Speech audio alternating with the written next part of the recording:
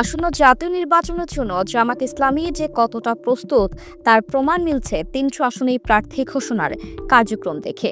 দলটি এখনও তাদের নিবন্ধন ফিরে না পেলেও সব আসনে তাদের প্রার্থী নিশ্চিত করে রাখতে যাচ্ছে। তবে কিছু আসনের ক্ষেত্রে দ্বিতীয়বার ভাবছে বাংলাদেশ জামাত ইসলামী। যেমন কুষ্টিয়া ৩ আসনে তাদের পরীক্ষিত নেতা অধ্যাপক ফরহাদ হোসেনকে বাদ দিয়ে ইসলামিক বক্তা মুফতি আমির হামজাকে মনোনয়ন দেওয়া হয়েছে।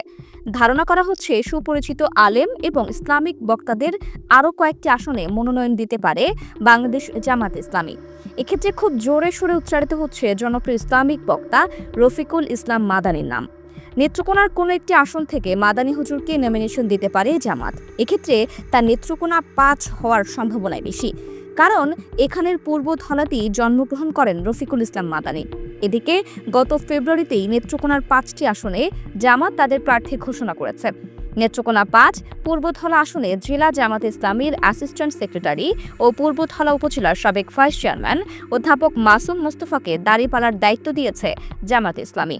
মাওলানা রফিকুল ইসলাম মাদানীর সাথে জামাত ইসলামীর সম্পর্ক বেশ ভালো। মাসখানেক আগে এই ইসলামিক বক্তা বলেছিলেন, আমি যখন জেলখানায় ছিলাম সেই সময় যেই দল বা দলের লোকেরা আমার ও আমার পরিবারের সবচেয়ে বেশি খোঁজ খবর রেখেছে সেই দলটির নাম জামাত ইসলামী। শুধু আমি নই, অনেক মজলুম আলেমের খোঁজ খবর রাখার এবং সহযোগিতা করার সাক্ষী আমি নিজে। জেলে আমি ও আমিরে জামাতের কাছাকাছি ছিলাম। তিনি মাঝে মাঝে আমার রুমে হাদিয়া পাঠাতেন। এটা ছিল আমাদের প্রতি তাদের ভালোবাসা।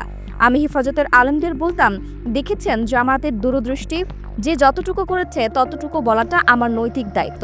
এখানে আমার কোনো দ্বিধা নেই। যারা ২৪-এর বিপ্লবের প্রকৃত চিত্র জানে তারা নিশ্চয়ই স্বীকার করবে যে শাহাদাত পিয়াসী ছাত্র শিবিরের অবদান ছিল সবচেয়ে বেশি।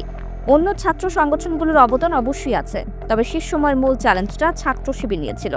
জামাত ইসলামী এই জাতিকে সাদিক কায়েমের মতো তরুণ তুর্কি উপহার দিয়েছে। ২০১২ সাল থেকে এখন পর্যন্ত একজন সুপরিচিত ইসলামিক বক্তা হিসেবে খ্যাতি অর্জন করেছেন রফিকুল ইসলাম মাদানী। ফ্যাসিস্ট সরকারের সময়ে যেসব আলেম তীব্র অত্যাচারের শিকার হয়েছিলেন তাদের মধ্যে শুরুর কাতারে থাকবেন তিনি। যার ফলে জামাত যদি রফিকুল ইসলাম মাদানীকে নেত্রকোনা থেকে নমিনেশন দেয়, সেক্ষেত্রে তার জয়ের সম্ভাবনা বেশি বলে মনে করেন দলটির সমর্থকেরা।